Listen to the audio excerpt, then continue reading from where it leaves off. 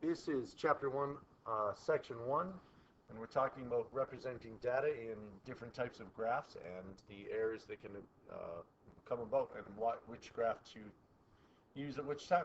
So we know that there are pictographs, line graphs, circle graphs, bar graphs, double bar graphs, horizontal bar graphs, and double line graphs. So there's a lot of different ways to represent this data. We're going to match these graphs. The very first one, this one here, is a bar graph, of course. So we drag this over. Here's a, well, that's fun. Drag this over. There's a bar graph. The next one is a line graph. Then we've got a pictograph. You can tell because there's pictures. Then a double bar graph. Then a circle graph.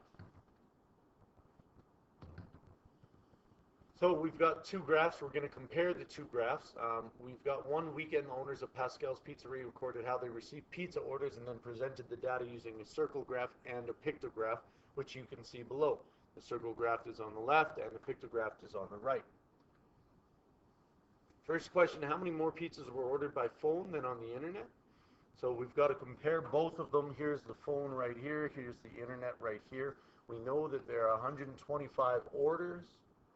So if we're going to use phones, we would say roughly 62, maybe. If we go through and we use the pictograph, we've got 10 pizzas for every pizza. We would go 1, 2, 3, 4, 5, 6. So equals 60. If we've got the internet, we've got 1, 2.5. We've got 25. So we know that the internet has 25 orders, the phone has 60 orders. Which graph shows this more clearly? The numbers, pure numbers, the pictograph shows numbers in a better way, okay? It's because you can count up, so when you're using numbers, pictographs work a lot better. Pizza sales, great, except from here you have to go 48% of 125, which isn't that hard. It's roughly half and then a little bit below. 20%, you know, we've got 12.5 is 10%, so that would be twice, so 25, I guess, isn't that hard, but you still have to do calculations instead of counting. So pictograph works a little bit better. Almost half of the total numbers ordered came by phone. Which graph shows this more clearly? Explain. The circle graph shows this much more clearly because you can see half right here. This half right here is shown clearly in the circle graph, which compares it to a whole a lot better. The pictograph shows this compared to each other, but it doesn't compare it to the whole. So this does not look like 50%. It does not look like 50%, but it is. It still is. You just have to do a lot more work. So the circle graph shows it a lot better to a whole. Which graph better shows the number of pizzas ordered by the internet? Justify your choice. If we're talking about pure numbers, then this one would. If you're talking about compared to everything else, this one would. The circle graph would over here. So it depends on which way you want to better show what the number of pizzas ordered by the internet. So if we're talking about the pure numbers, then we've got the pictograph. If we're talking about compared to the others, we need to, compared to the whole, then we need to use the circle graph.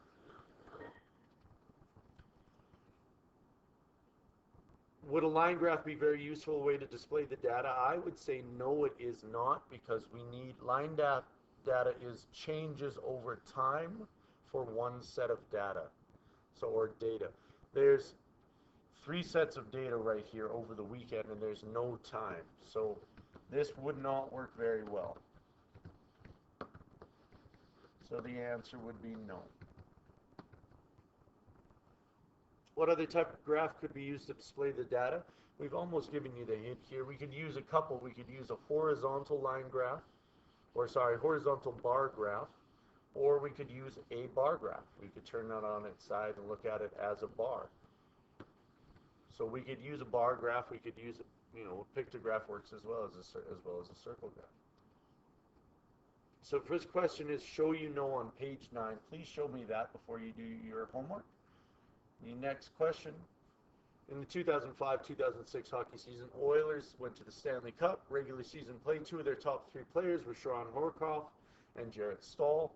Here are the statistics for their previous 3 regular seasons with the Oilers. You can look at those below. Use the double bar graph to display the data for total points. This should be pretty easy, but I want to see this as one of your show you knows. You know what? Check that. No, you don't have to do this, but it will help your learning. You can use each box as 5 or 10, and you can go up by that depending if you have graph paper. If not, just make one in your book. We've got a double bar graph to display the data for total points. Total points over here, 121.68. So this has already been made. Here's your total points. Which player shows the most improvement in total points? We've got this player right here at 1, moving all the way up to way up here. So the difference is from here to here. That's quite a difference. The other difference is from here to here. That's much less of a difference if we compare those 2 lines. So I would say Stoll had the most improvement in total points over 3 seasons. Total points are used to assess a player's worth. Take a look at the number of games Horcoff and Stoll played. Is this a fair way to assess a player's worth? So total games played right here.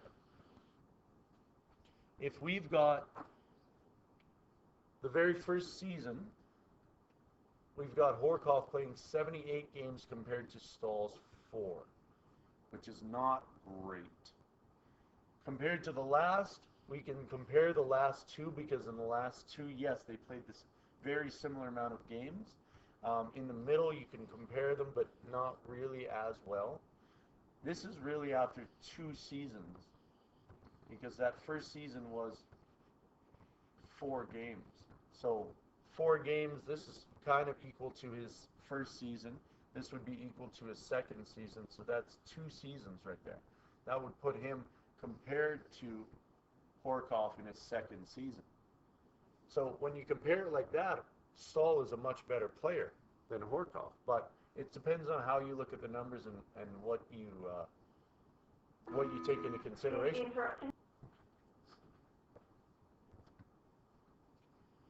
Would 2 circle graphs be an effective way to display the data? Explain. It is an effective way to display the data if you want to compare the 2 by seasons, by whole. So total points, 90 points and 146 points. You can see that season 3 for both of them are huge, but he scored much more of his points in season 3 than Horcoff did. But if you're going to compare the numbers and if you're going to compare everything like that, then no, it would not be a very effective graph because you've got 2 different wholes here. You've got 90 compared to 146. So you can't compare them as easily and say, well, season 1 he got 76%, is 49% are not the same, even though they were very close in points the year before. I think it was 68 and 73. So this represents 73 points, where this represents 68 points. So it doesn't look like that when you look at the graph. It doesn't look like, it would look like Stoll had more points in season 3 than Horcoff did. So that would not be a very effective way. But comparing their production per season, that would be effective. So it depends on what you're looking for in that graph. The second show you know is on page 11. And these are some notes coming up for you to help you in this test or this chapter. So we've got a bar graph, which is best used for comparing data across categories. So comparing data across categories.